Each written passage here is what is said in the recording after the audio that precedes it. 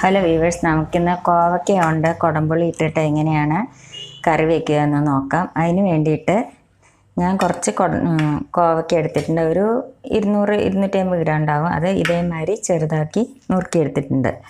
പക്ഷേ ഇതേമാതിരി പഴുത്ത കോവയ്ക്ക നമ്മൾ കറി വയ്ക്കാനോ അല്ലെങ്കിൽ മെഴുക്കുവരട്ടി വയ്ക്കാനോ എടുത്താൽ അത് ടേസ്റ്റ് ഉണ്ടാവില്ല.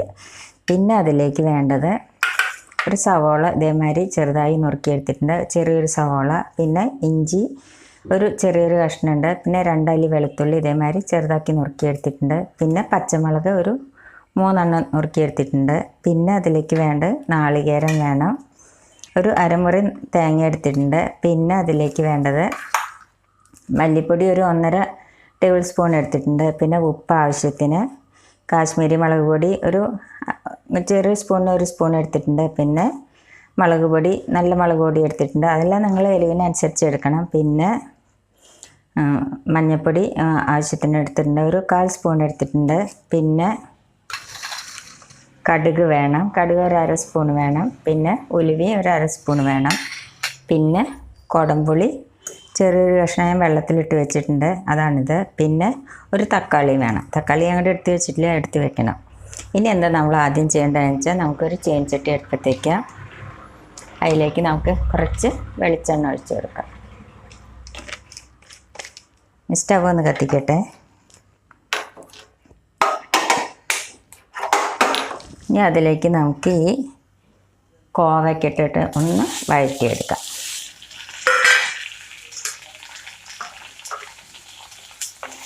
ഇതൊന്ന് വഴറ്റിയെടുക്കട്ടെ. അപ്പോൾ കോവയ്ക്ക നല്ലപോലെ വഴന്നു കഴിഞ്ഞു. അത് ഒരു ബലം കിട്ടാൻ വേണ്ടിയിട്ടാണ് നമ്മളത് കോവയ്ക്ക ഇങ്ങനെ വറുത്തെടുക്കുന്നത്. കാരണം ഉടഞ്ഞു പോകരുത്, അതിന് വേണ്ടിയിട്ട്.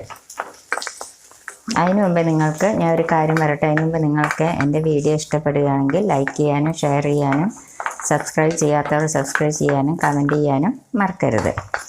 പിന്നെ ഈ കോവയ്ക്ക നമ്മൾ കുറച്ച് നേരം വെള്ളത്തിലിട്ടിട്ട് അതിൽ ചളിയൊക്കെ ഉണ്ടാകും. അപ്പോൾ വെള്ളത്തിലിട്ടിട്ട് വേണം നമ്മൾ കഴുകിയിട്ട് നല്ലപോലെ കഴുകിയെടുക്കണം. കഴുകിയെടുത്തിട്ട് വേണം ഇത് നുറുക്കിയെടുക്കാനായിട്ട്.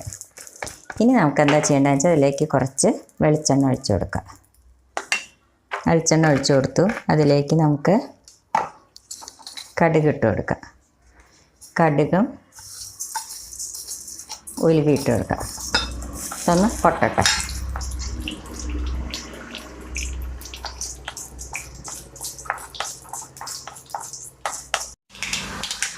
കടുക് പൊട്ടി. ഇനി അതിലേക്ക് നമുക്ക് ഈ ഇഞ്ചി വെളുത്തുള്ളി നുറുക്കിയത് ഇട്ട് കൊടുക്കാം. പച്ചമുളകും ഇട്ട് കൊടുക്കാം. ഇതൊന്ന് വഴറ്റട്ടെ. ഇതിലേക്ക് നമുക്ക് ഈ സവോള ഇട്ട് കൊടുക്കാം.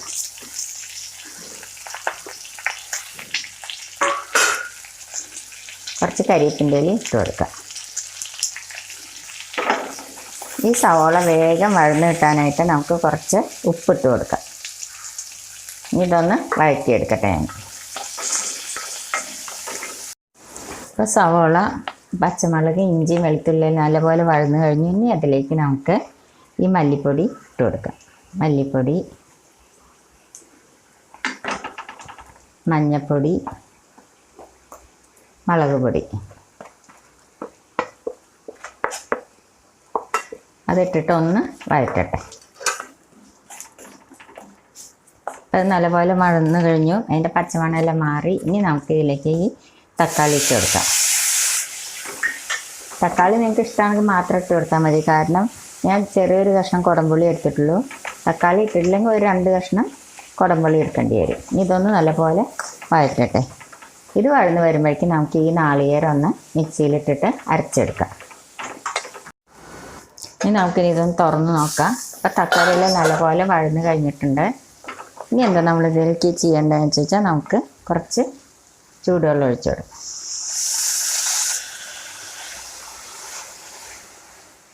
ഇതിലേക്ക് നമുക്ക് ഈ കുടംപുളി ഇട്ട് കൊടുക്കാം.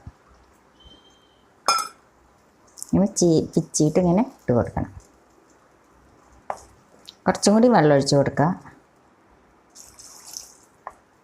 ഇത് നല്ലപോലെ ഒന്ന് തിളയ്ക്കട്ടെ.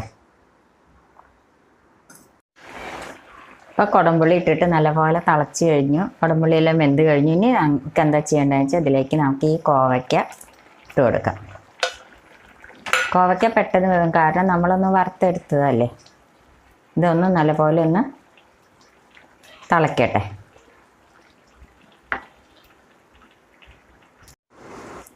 അപ്പം നമുക്ക് കോവയ്ക്ക വെന്തോന്നൊന്ന് നോക്കാം.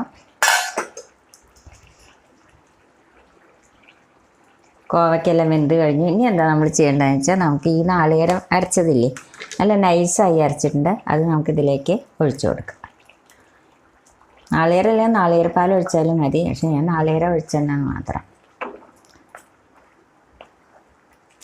കുറച്ചും കൂടി ഇതിലേക്ക് വെള്ളം ഒഴിച്ചു കൊടുക്കാം.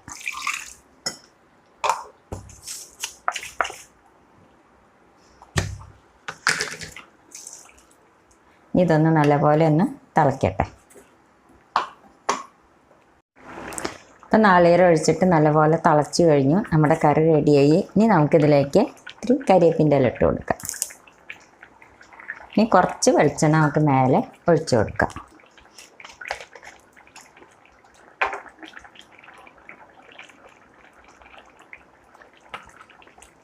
ഇനി നമുക്ക് ഗ്യാസ് ഓഫ് ചെയ്യാം.